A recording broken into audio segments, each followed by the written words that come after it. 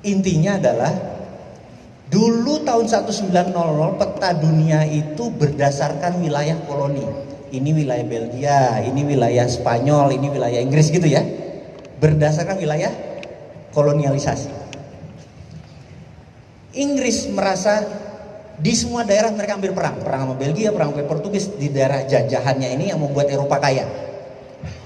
Efeknya Inggris suatu hari bilang 1900 kayaknya kita perlu junior ally atau negara aliansi ally. Dan dia bilang kayaknya Amerika bisa jadi alainya Inggris, bener nggak? Ini sejarahnya. 1904 datanglah delegasi Inggris ke Amerika untuk mengajak Amerika ke Eropa untuk melihat. Itulah kesalahan Inggris pertama. Karena apa yang terjadi? Begitu Amerika pulang ke negaranya, Amerika bilang ternyata teknologi Eropa itu 50 tahun lebih rendah atau lebih lama dari Amerika. Perang dunia pertama tuh masih locok. Amerika sudah revolver, tembakannya udah begitu. Film koboi sudah revolver kan? Mereka masih satuan. Jadi teknologi senjata Amerika udah lebih unggul. Dan sumber minyak sudah dikuasai oleh Amerika sejak lama. 1906 Amerika sudah punya pesawat terbang. Eropa masih bingung. Ngerti?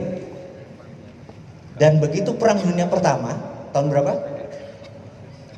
19 awal, Amerika memang tidak mau membantu Eropa. Amerika memang ingin Eropa hancur.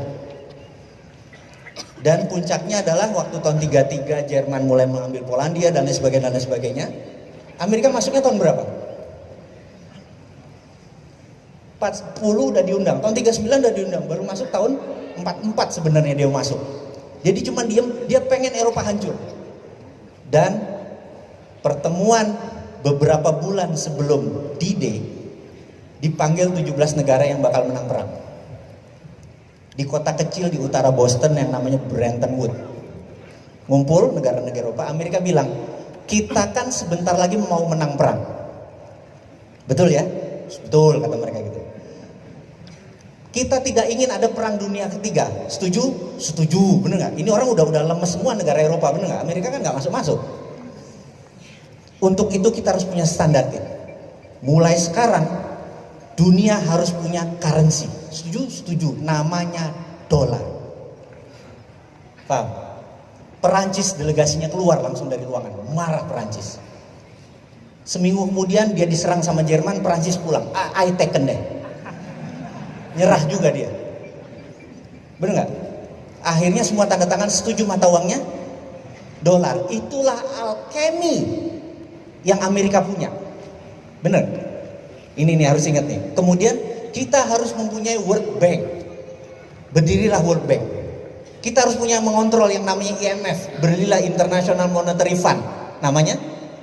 Semua kantornya ada di Washington DC. Artinya punya siapa itu?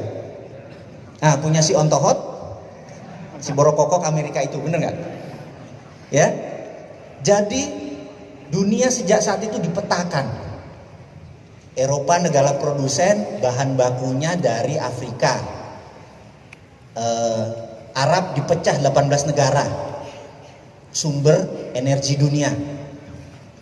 Cina, India, Indonesia yang populasinya banyak dijadikan negara market. Amerika Utara bahan bakunya dari Amerika Selatan. Paham ya? Itulah peta dunia jadi.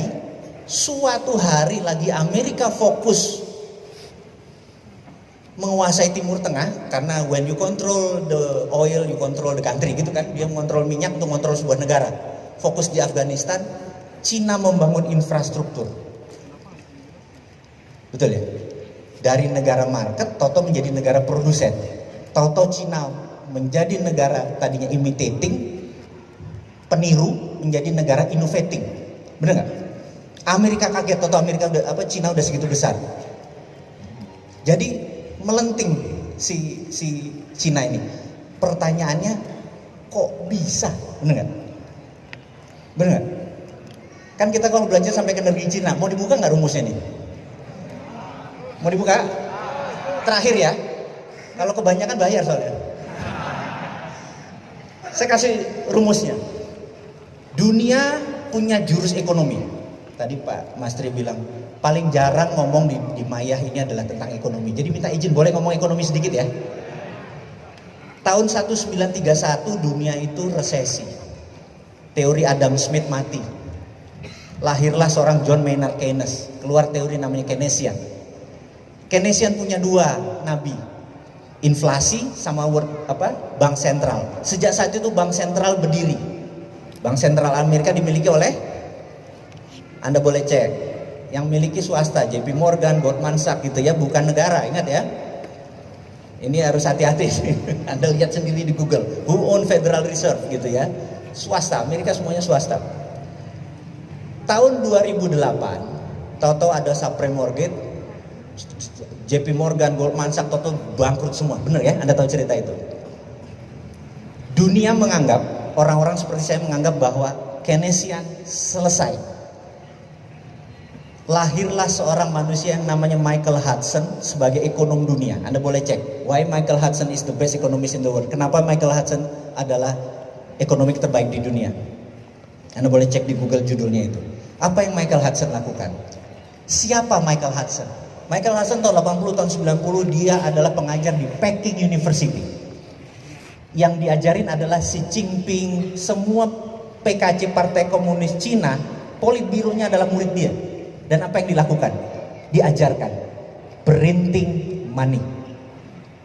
Apa tuh printing money? Cetak uang. Contoh, saya presiden, Mas namanya siapa Mas? Ilham, Mas Ilham. Anda Menteri Keuangan. Mas siapa namanya? Mas Danang bilang.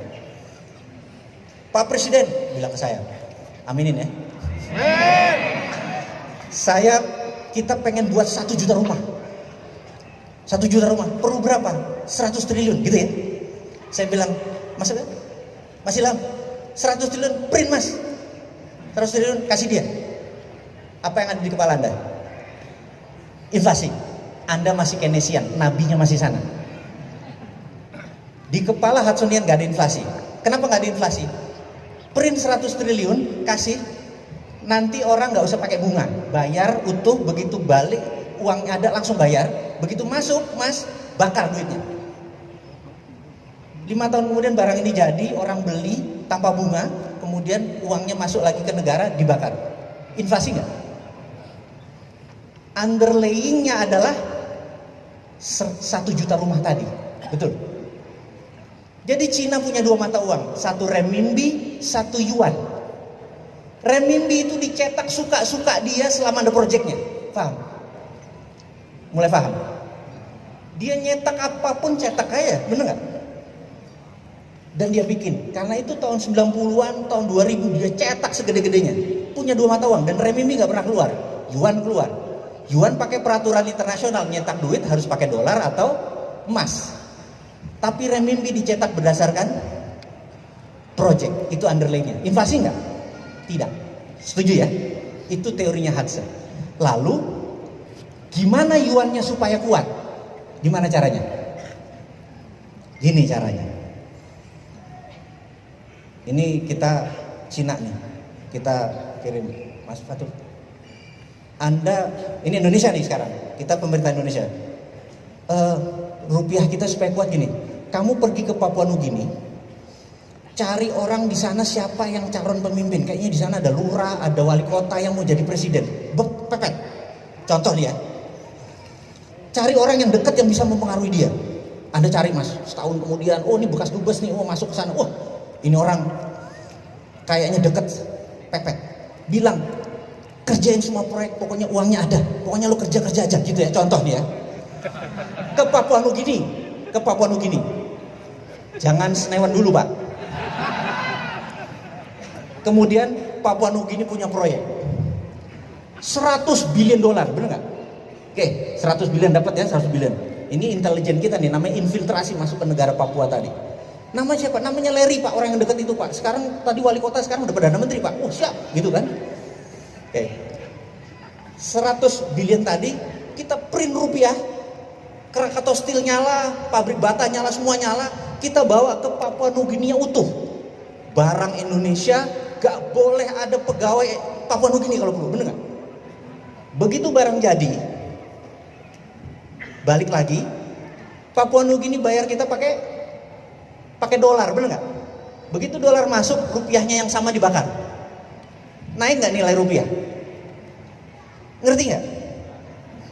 Udah mulai paham? Indonesia nggak pernah digituin. Indonesia negara yang kuat, setuju ya? Nggak ada itu. Itu Papua Nugini. Yang goblok itu Papua Nugini, bener nggak? Setuju ya? Anda udah mulai mikir nih kayaknya. Ini revolusi nih.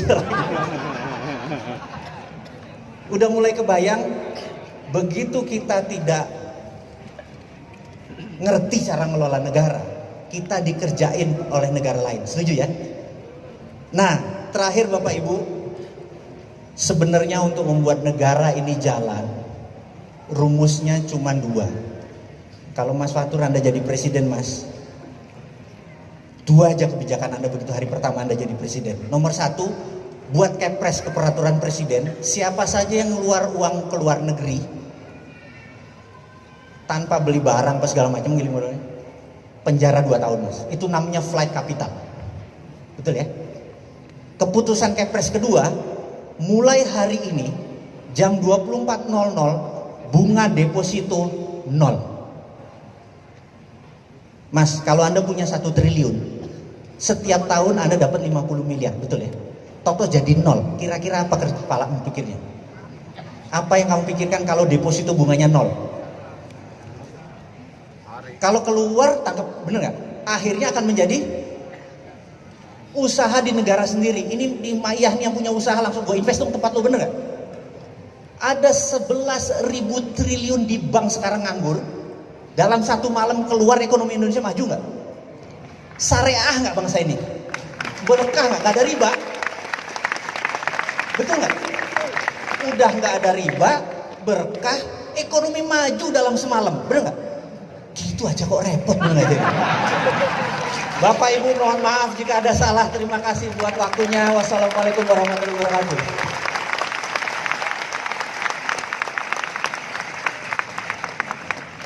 Oke, terima kasih Pak.